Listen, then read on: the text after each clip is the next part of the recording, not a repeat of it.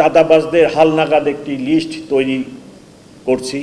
চাঁদাবাজির কারণে নিত্যপণ্যের দাম বৃদ্ধি পাচ্ছে।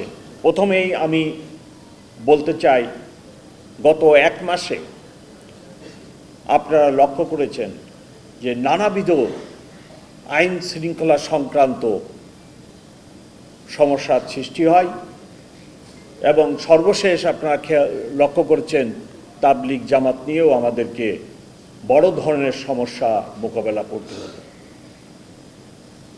আপনাদের মধ্যে মতপার্থক্য থাকতে পারে, কিন্তু এই মতপার্থক্য সমাধানের জন্য কোনো মারামারি বা বিশৃঙ্খল পরিবেশ সৃষ্টি করা ঠিক নয়। 3 জন মানুষের প্রাণ গেল, এই দায়িত্ব কে নেবেন? আমরা তো আলোচনার টেবিলে বসে অনেক চেষ্টা করলাম এরূপ একটি সমস্যার সমাধানের জন্য, কিন্তু সমাধান না হওয়ার কারণে 3টা মানুষের প্রাণ চলে গেল।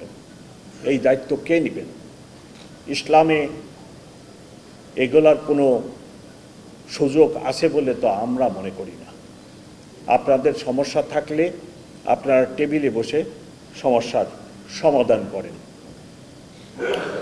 যার ফলে যত্রতত্র মিছিল, রাস্তা আটকে দেওয়া এবং ফলশ্রুতিতে ব্যাপক ট্রাফিক কনজেশন, এই ঢাকাবাসীর ব্যাপক কষ্ট হয়, দুর্ভোগ হয়।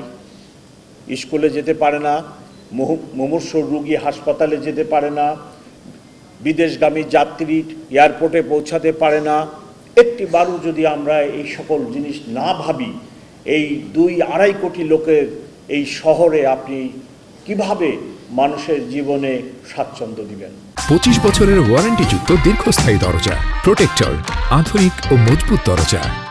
তো সবাইকে কোনো একটি কিছু করার আগে অনেকবার চিন্তা করতে হবে যে আমি এই অনুষ্ঠান, এই মিছিল করতে গিয়ে যেন অন্যের দুর্ভোগ টেনে না আনি। চাঁদাবাজি একটি সামাজিক সমস্যা, সামাজিক অপরাধ। চাঁদাবাজি মোকাবেলা করার জন্য শুধু পুলিশ নয়, সমাজের প্রতিটি অঙ্গ সংগঠনকে আগে আসতে হবে। কোথায় চাঁদাবাজি হচ্ছে, কারা করতেছে, চাঁদাবাজির বিরুদ্ধে একটি প্রতিরোধ গড়ে তোলা অত্যন্ত জরুরি হয়ে পড়ছে। চাঁদাবাজির কারণে নিত্যপণ্যের দাম বৃদ্ধি পাচ্ছে এবং সেই কারণে সাধারণ মানুষ দুর্ভোগ পোয়াচ্ছে। আমাদের সমাজের অধিকাংশ লোক মধ্যবিত্ত এবং নিম্ন মধ্যবিত্ত এবং গরিব। নিত্যপণ্যের দাম যদি চাঁদাবাজির কারণে বৃদ্ধি পায়, তাদের সংসার, তাদের আর্থিক কষ্ট হয়।